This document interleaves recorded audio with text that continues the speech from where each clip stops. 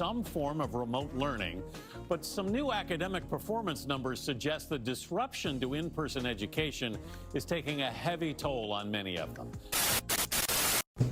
Examining education outcomes during a pandemic by yours truly, Samaya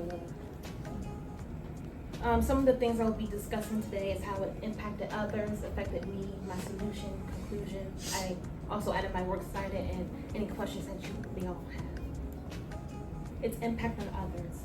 In 2022, 26% of 8th graders were at or above proficient in math, which was worse before the pandemic at 33%. 4 out of 10, 40% of children undergone at least one adverse childhood struggle, experience such as financial struggle, divorced parents, etc. Students with disabilities or special education children were often limited access to additional assistance during virtual learning, which significantly impacted their ability to learn. Next slide. Its impact on me. I graduated from Inspired Teaching Demonstration School in June of 2021. Half of my 7th grade year was cut short and had to complete my entire 8th grade year virtually due to the COVID-19 pandemic, which impacted many people and myself significantly. However, I did enjoy online learning and learning at home, but the social aspects of it all impacted me greatly, like interacting with my peers and friends. My middle school adapted into the virtual learning process greatly. I felt as if my final year of middle school was the best year I had academically. I finished with a 3.8. I achieved great success and hold them in such high regard. During COVID, I found it easier to probably just get on the internet, and that's when research more things about certain topics that I knew nothing about. But it was still hard because I would rather have somebody it wasn't somebody explaining it to me to have me understand it further. I was just reading, but it didn't really click for me because I was a hands-on learner. Black and other minority entrepreneurs often face extra hurdles to secure loans and investors in the United States. The coronavirus pandemic has underscored those problems for Black business owners. Some fear that the road to recovery will be extra long because of systemic racial inequities. As part of our COVID Chronicle, CBS News is looking at life during the pandemic in some of the biggest battleground states in 2020. Why this topic is important? This topic is important because it shows us all the negative and some positive impacts of COVID and how it affected our everyday lives. And it raises the question that if another pandemic comes, how do we know if a lot of businesses we buy from will stay in business due to the fact they will not have as many customers due to the pandemic? Largest school districts in the nation, the number of students with failing grades is exploding. During the fall of this year, 42% of students received 1 or more Fs in the first grading period, which was 100% virtual. Last year, only 26% fell into that category. Between March and October of this year, numbers from the CDC show mental health-related emergency room visits increased nearly 28% for children ages 5 to 17, compared to the same period last year. Okay, this is how COVID affected us. COVID affected me for the worst, honestly, because I was very extroverted, and when COVID hit, I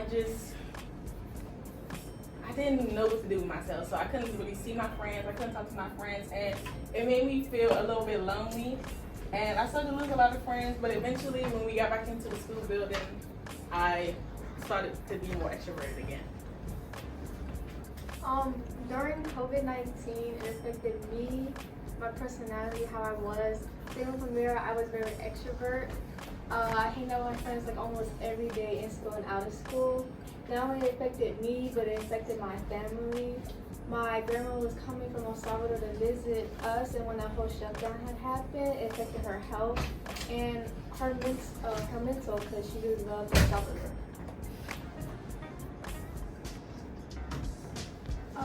I was affected by COVID-19 because I caught it twice, and my family had a lot of issues with each other. It was a lot of fights going on.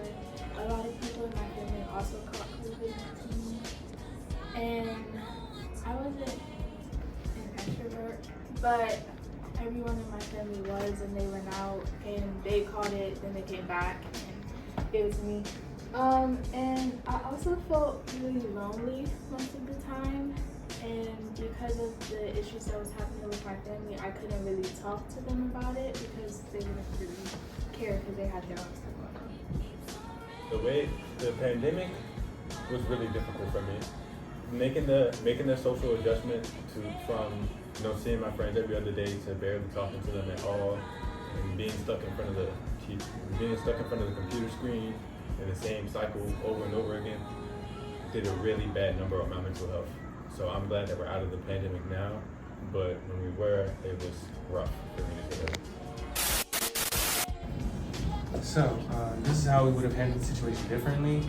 I honestly wouldn't. Again, it benefited me, and I just never thought about just contracting it or getting sick in general. I just thought how to protect myself and how to make the most out of that protection. I feel like if I was in a position of power, I would definitely put a lot more effort into closing up borders, making the pandemic and quarantine rules a lot more strict, and being on top of the virus. And so like those 2 weeks could actually have been 2 weeks or maybe even a month, but not have lasted all the way to like 2021.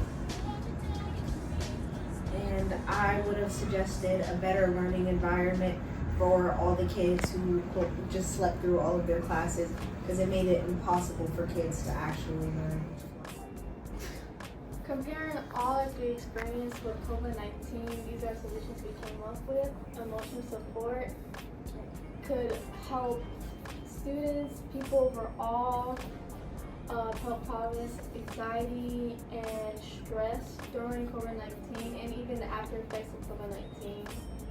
Routine and structures like activities, physical activities, hobbies, social interactions, even virtual, can help someone go through COVID-19 even if they're alone or with people they can't even be around, like with Daya. She still had COVID, but she had to separate from her family. Access to information, share reliable resources about COVID-19, include safety measures, 6 feet apart, mental health support, and empower information decisions to reduce uncertainty about COVID-19. Solutions. One of my solutions includes access to technology. Providing laptops, tablets, high-speed internet would have ensured that emphasis on all students had access to technology and internet. Mental health support systems. My junior year, I took AP seminar, and one of my performance tasks was I evaluated how the COVID-19 pandemic impacted the mental health of medical professionals. So especially for teachers and children ages 10 and up who experience mental and physical exhaustion could have been granted and offered support if it were implemented. My conclusion, ultimately, we as a collective have discovered that education during the pandemic was a significant challenge to adapt to, while others like myself had similar and different experiences and perspectives in that manner. Additionally, certain resources should have been implemented more